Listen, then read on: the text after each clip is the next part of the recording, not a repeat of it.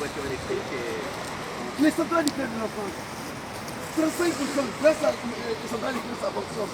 Il dit, tout celui qui touche les Français et les Français, la France est de l'argent. C'est nous, hein. Tu vas sur tous les Nigériens, on va être chez vous quand même. Nous, ce qui nous étonne, c'est qu'à aucun moment, on a menacé quiconque. C'est un coup d'État qui a eu ça, c'est fusion de sang. Le président actuel est un intérimaire. C'est un troisième mandat, il a toujours dit. S'il y a une personne qui a du mépris pour le Niger, c'est comme c'est cette personne. Aujourd'hui, nous, on vit en Belgique. C'est notre pays, deuxième pays de cœur. Sauf si on doit choisir entre notre pays de naissance et ce pays. Mais quel que soit ce qu'on fera, on va respecter les institutions belges et la population belge et les lois qui sont dues. Vous êtes tous belges alors ici? La plupart. Donc, on ne peut pas comprendre que quelqu'un, Bazoum est venu à l'âge de 11 ans au Niger. Est-il malin que tous les Nigériens pour accéder à la primature, au poste de président? Non. Ce n'est qu'un vulgaire prof. Mais allez à votre aise et regardez sur YouTube tous les discours de Bazoum, le ministre là maintenant. Bazoum n'a jamais eu de respect pour la population nigérienne. La population qu'il a accueillie. En termes d'hospitalité, je pense que le Niger, il y a des Français qui pleuraient avant-hier en guidant à l'aéroport. Pourquoi c'est qu'ils sont Est-ce qu'ils sont capables de payer? Aujourd'hui, vous me dites de retourner chez moi, je retourne chez moi. Je n'ai tué personne, je retourne chez moi. Même s'il faut que je conduise un taxi, je passe un truc, je ne dois rien à quelqu'un. Je retourne chez moi. Mais pourquoi on dit aux gens de retourner chez moi? Dites clairement, les Français devaient faire passer un message.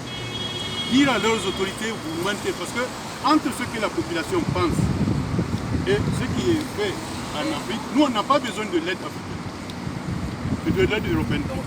On n'a pas besoin de ça. On n'a pas besoin que des ONG africaines et européennes viennent nous dire ce qu'il faut faire. C'est une façon de coloniser encore. C'est coloniser parce que vous comprenez le problème. Parce que nous on doit leur dire, on doit produire ça, telle population, c'est des informations qui donnent à la DGSE ou au service extérieur. On le sait, aujourd'hui l'Africaine, aujourd'hui, c'est pas l'Africaine qui a fait problème. Nous sommes partis de les mêmes écoles.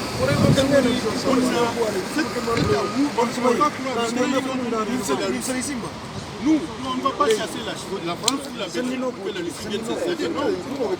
Mais si la France refuse de nous traiter d'égal à égal, nous, on demandera, c'est aux Nigériens à défendre notre territoire. Centimètre carré par centimètre carré, s'il faut faire le sacrifice ultime, il faut que les Nigériens comprennent que leur pays leur appartient. Et leur souveraineté, c'est à eux à le défendre, c'est pas à une quelconque armée. Ça va. C'est aussi confortable de se avoir un appui de puissance qui soit énorme. Nous, si on joue aujourd'hui le jeu de ce que la France veut, parce qu'ils agitent le truc, l'ennemi russe, on ne peut pas être un terrain de jeu de leur guerre qui se passe en Ukraine. Ça, c'est entre eux. Nous, on a la liberté de ni être du côté capitaliste, ni être du côté communiste. Tracer notre voie. Avant, il y avait les non-alignés qui existaient. Nous, nos problèmes, dès qu'il y a des ressources, voilà. Comment comprendre que plus d'une décennie, l'or est exploité au Niger, les tonnes sont sorties, les Nigériens ne voient pas un gramme de leur or. Le pétrole est sorti, il est plus cher au Niger qu'il en est propriétaire qu'ici. Le ciment du Niger, il est plus cher pour les Nigériens que le ciment importé au Niger, avec les taxes. C'est pas possible. Et il faut que les Occidentaux comprennent que le Niger n'est pas une héritage pour les Occidentaux. Il faut qu'ils comprennent ça. Chaque chose a son temps. Ça va pas se faire. Il faut qu'ils acceptent leur défaite, c'est tout. Ça ne va pas se faire en deux jours. Il faut aider les Nigériens. Aujourd'hui, moi je prends juste un exemple. Est-ce qu'il y a une ONG française ou belge qui va aller s'installer au Qatar ou en Arabie Saoudite pour dire on est venu vous aider?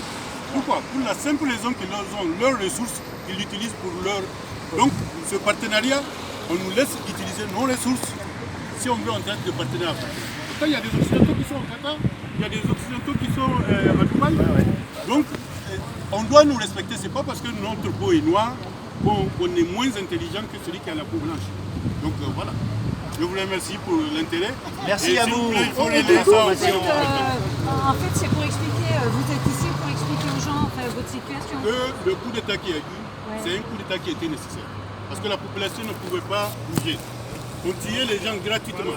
Sachez que des casernes entières de militaires ont été tués parce que les terroristes avaient des informations et parce que le pouvoir qui était en place alors avait donné des balles à blanc à leurs militaires. Donc ils tiraient sur les terroristes, ils pensaient que les terroristes avaient des super pouvoirs. Alors que eux, ils ont été sacrifiés. Tout ça pour justifier la présence française et américaine. Quand un Américain voit un Français voit un chef terroriste, il dit qu'il n'est pas là pour le tuer. Et le pouvoir qui était parti, il aurait lâché des criminels de guerre qui ont été pris sur le terrain alors que la justice les a condamnés, sans aviser la justice. Donc nous, on avait un chef terroriste à notre place. D'abord, il n'est pas du pays. Il est venu, il a dribblé tout le monde jusqu'à arriver au pays, avec à la tête du pays, avec l'appui de l'extérieur. Maintenant, au-delà il s'en foutait parce que pour lui, l'armée était censée le protéger. Mais notre armée, je pense que le Niger est l'un des pays qui a le plus grand taux de coup d'État. Parce que notre armée a tous les défauts, mais c'est l'armée la plus intègre de la société. Et notre armée, ce n'est pas des extraterrestres, c'est des Nigériens. Ils sont d'abord Nigériens avant d'être militaires. Donc, ils sont plus au courant de l'intérêt et ils ont payé un lourd tribut dans cette guerre contre. Et c'est frustrant pour eux de voir chaque jour qu'ils localisent des chefs rebelles et on donne les positions de ces militaires qui ont vu les chefs rebelles et ils se font tuer en cours de route avant de rendre compte à leur état-major. Donc ils sont en train de voir que c'est un génocide. Clairement, le mot génocide, on ne doit pas avoir honte à l'utiliser sur le peuple noir d'Afrique subsaharienne. Il ne faut pas le cacher. Mais malheureusement, ça s'est retourné. Savez-vous qu'aujourd'hui, des Noirs se font vendre en Libye? Des Noirs se font vendre en Libye. Et à un marché d'esclaves en Libye. Et personne n'en parle. Les institutions internationales pensent que c'est normal. Pour prendre une résolution contre un peuple souverain, là, ils sont spécialistes. Donc nous, on n'a pas besoin de l'aide. Ça va faire mal à ceux qui vivent de l'aide, dans tous les cas, l'aide extérieure, en grande majorité, rentre dans la poche et retourne dans les pays donateurs, parce que c'est des aides conditionnées. On vous aide de ça, mais vous devez acheter tout de chez nous. Vous devez prendre X et Y pour diriger l'opération, et le reste retourne à la maison. Et le reste va dans la poche des dictateurs. L'aide extérieure, en majorité, je le dis, je le répète, c'est à légalement aider les dictateurs à Bonne valeur.